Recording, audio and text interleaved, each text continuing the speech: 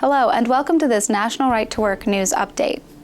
Michigan childcare providers ask the Supreme Court for refund of $4 million in illegally seized union dues.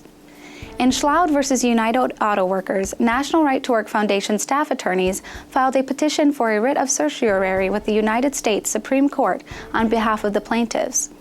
The class action lawsuit seeks to reclaim dues collected from thousands of Michigan home-based childcare providers who were illegally required to pay union dues. This suit builds on the National Right to Work Foundation-won Knox v. SEIU and Harris v. Quinn Supreme Court decisions. The United States Supreme Court petition was filed for Carrie Schlaud, Diana Orr, Peggy Mashke, Edward Gross, and Nora Gross, who receive a small subsidy from Michigan to provide home-based childcare services. Foundation staff attorneys argue that all similarly situated Michigan caregivers are entitled to refunds of the union dues collected under a forced unionism scheme and ask the court to rule that unions must always obtain employees' affirmative consent before collecting dues from their paychecks.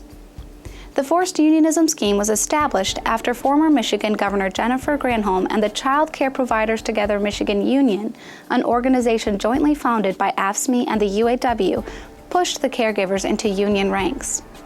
The 5 plaintiffs originally filed a federal class action lawsuit against Granholm and the CCPTM union for designating home-based childcare providers who receive state funds as public employees solely for the purpose of forcing them to accept the CCPTM's representation and pay union dues.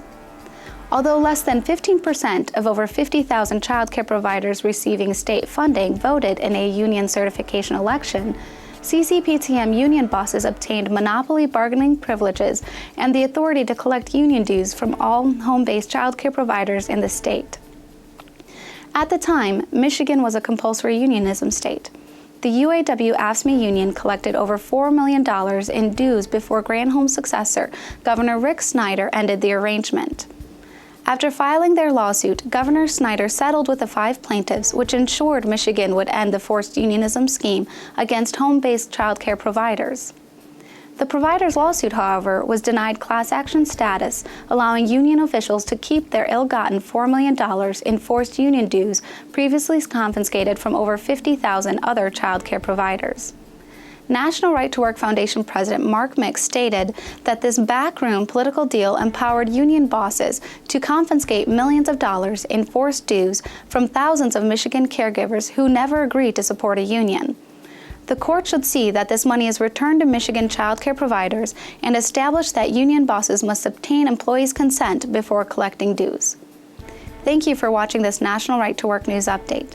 For free legal assistance or more information, please visit www.nrtw.org. Thank you for watching.